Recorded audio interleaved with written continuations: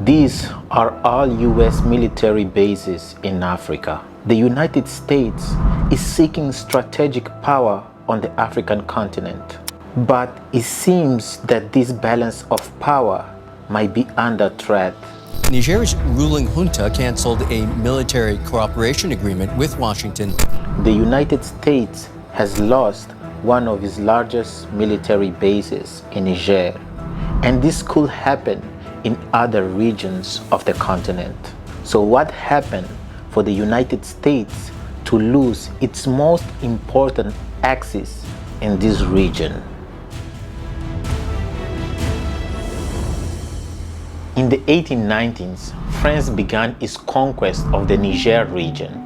In the 1922, the territory was transformed into a colony, forming part of the French West Africa, and in the 1958, it became an autonomous republic of the French community. And in the 1960s, Niger finally gained its independence. Niger's first president stayed in power for 14 years, where he suffered a coup d'etat, and coups have never ceased since the deposition of his first president. Niger has never seen a decade of political stability, and with each new leader, a new constitution. But what always remained constant was the suffering of the people and the presence of France in their territory. As you well know, it's said that the France has never abandoned any of its colonies, but the coups and political instability have certainly affected the country's economy and its development as a whole. And just when you think things cannot get any worse, there comes the terrorists.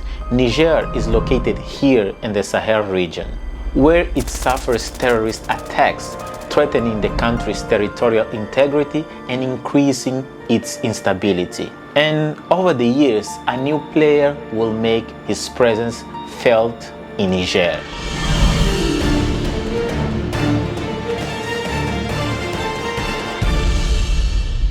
In 2013, the United States announced that it was going to build a military base in Niger, which was a little bit strange, especially if you look at what was happening at that time. Let's see. In June 2009, President Mamadou Tanja suspended the constitution because it did not allow him to run for a third term. In February 2010, President Tanja was ousted by a coup d'etat. These are just some of the events. And these events makes the country unattractive for the construction of a foreign military base. But for the United States, this military base was necessary. But why? It's simple, because the United States wants to protect its interests. And what are those interests? Well, uranium control, the fight against terrorism, influence in the Sahel region, and especially here in the Maghreb region. And this makes more sense when you look at the history of US and Niger relation as a whole, and not just the events that precede the last decade before its initiative to build a military base. So let's see. The United States established diplomatic relations with Niger in 1960 after its independence from France. US relations with Niger since its independence has generally been close and friendly, with the aim of consolidating democracy and promoting inclusive economic growth for the benefit of the people. The US government agreed to supply military equipment to the government of Niger in 1962. So, a few years passed from this good relationship until the President of the United States of America in 2003 said this. The British government has learned that Saddam Hussein recently sought significant quantities of uranium from Africa. This accusation affected the relationship between these two nations, but it was soon proven in March 2003 that it wasn't true when the nuclear watchdog body informed the UN that these documents relating to the uranium allegation between Iraq and Niger were false, and concluded that the allegations were unfounded. A few years later, in 2009, yes, we can. So help me God. Congratulations, Mr. President.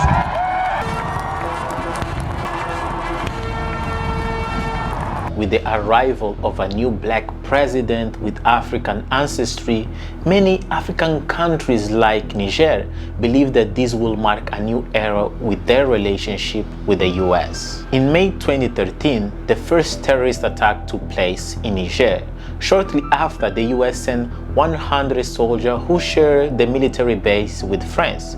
The US also announced that it would build a military base in Niger. In June 2016, Boko Haram militants attacked the town of Bosso in the southeast, killing 30 Niger soldiers. Later that year, in September, Washington built one of its largest drone bases in Africa, here in Agadez. The base allowed to carry out intelligence, surveillance, and reconnaissance activities that cover almost the entire Sahel region.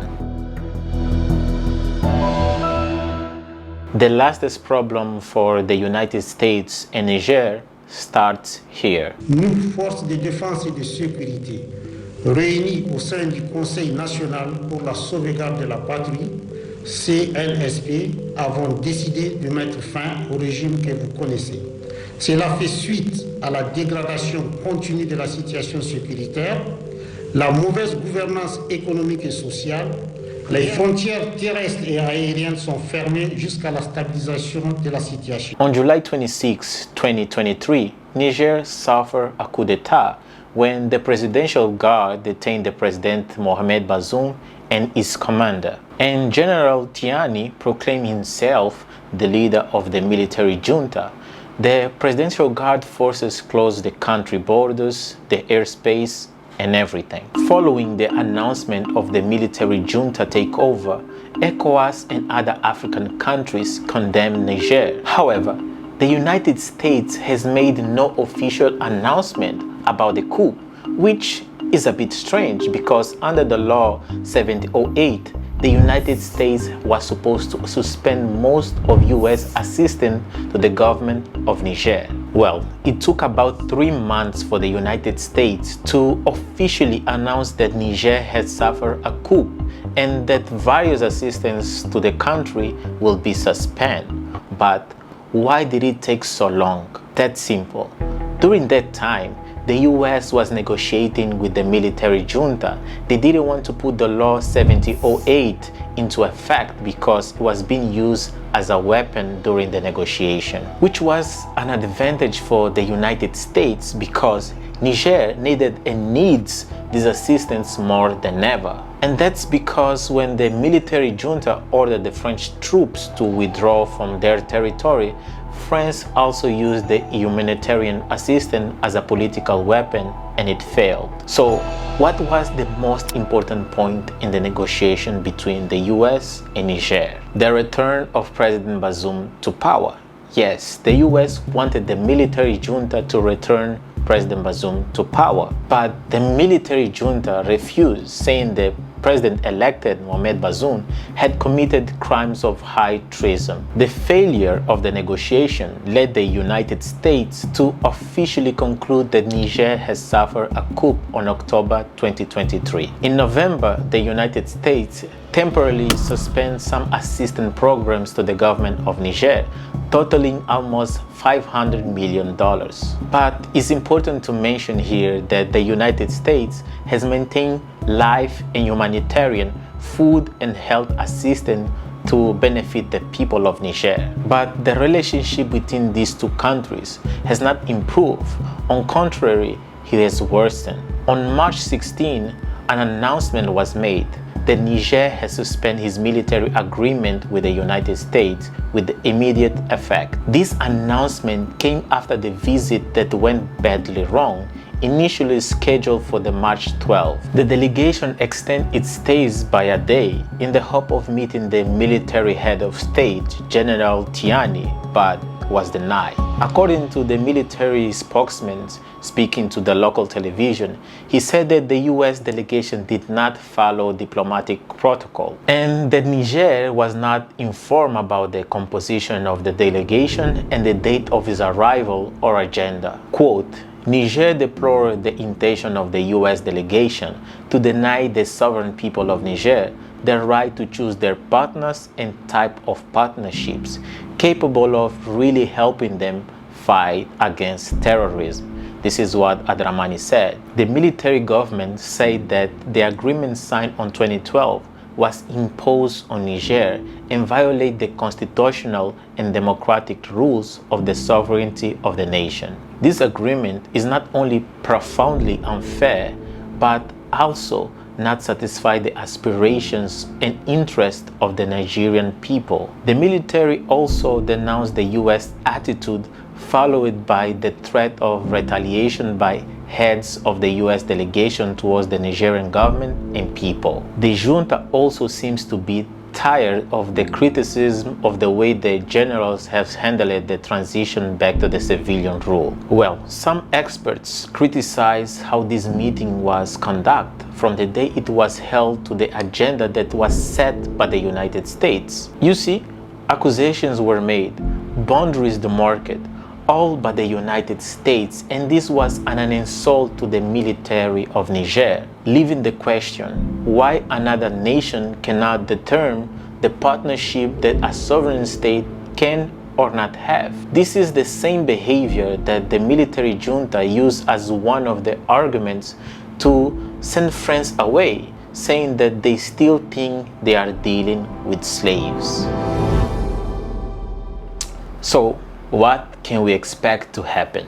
That surely this approach by the United States could actually encourage Niger to close deals with Russia and Iran. I mean, you see, Russia already deployed air defense in Niger, and the population is asking the US to leave the country. This is a big hit for the United States. They are losing a strategic partner and its influence in this region. But will this be a good strategy for Niger? Well, of course, Niger as a sovereign state must determine for itself the partnership that a sovereign state can or not have. But if Niger change its partnership, which is very likely to happen, what could happen? Let's look at it in the short or medium term.